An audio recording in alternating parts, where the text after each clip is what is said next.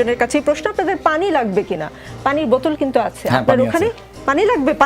পানি আছে। হ্যাঁ, এরকম একটা বোতল আছে। মুগ্ধ আমাদের জন্য অনেকগুলো পানির বোতল রেখে গিয়েছে, সেই পানি এখানেও আছে। অগস্ট মাস আমাদের শোকের মাস।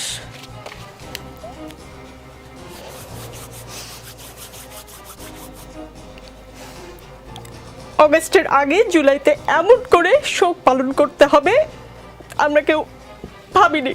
কিছুক্ষণ আগে আপনাকে একটা ঘটনার কথা বললাম, আপনি শুনেছেন। আমি আশা করি মাননীয় প্রধানমন্ত্রীকে আপনি এই ঘটনা বলবেন, কি হয়েছে একজন শিক্ষার্থীর সঙ্গে।